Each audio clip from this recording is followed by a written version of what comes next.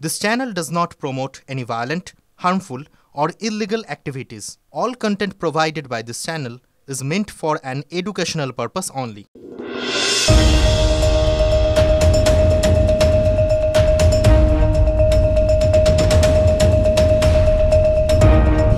বাংলার শ্রমিককে বাংলাদেশি বলে চিহ্নিত করে পুশব্যাক করার অভিযোগ।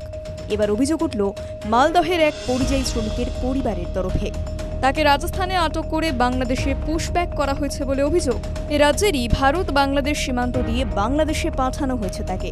জেসিবি দিয়ে কাঁটা তারের বেড়ার ওপারে ফেলে দেওয়া হয় এমনই অভিযোগ তুলেছে পরিবার। শ্রমিকের নাম আমির শেখ। ভাতিজা সোশ্যাল মিডিয়া বলছে যে আমাকে বাংলাদেশ পাঠিয়ে দিয়েছে। তো আমার ভাতিজা বলছে বর্ডার ক্রস করে জেসিবির মাধ্যমে মানে বাংলাদেশ পাঠানো হয়েছে। বাংলাদেশ থেকে সোশ্যাল মিডিয়ায় এক ভিডিও প্রকাশ করেছেন তিনি। বাড়ি মালদহের কালিয়াচকে। আমার হয়েছে ওখান থেকে না আমাকে ধরেছে রাজস্থান থেকে পাড়া থেকে উড়ে বলছে না এটা বাংলাদেশে আছে। বাংলাদেশি বলে আমাকে ওখানে দুই তিন দিন রাখলো থানাতে, রেখে এবার আমাকে জেলে পাঠিয়ে দিল। জেলে আমাকে 2 মাস রেখেছিল। এখানে নিয়ে এসে আমাকে বেসেবের হাতে দিয়েছে।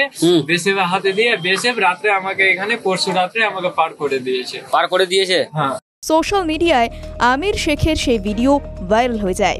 তা দেখে পরিবারের লোকজন কান্নায় ভেঙে পড়ে। এই খবর শুনে মালদহ জেলা তৃণমূলের পক্ষ থেকে তার বাড়িতে একটি প্রতিনিধি দল যায়। উপস্থিত ছিলেন জেলা পরিষদ সদস্যরা।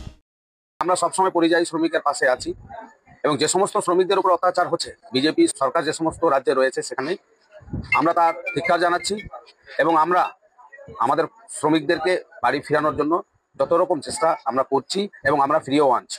TV9 Bangla digital.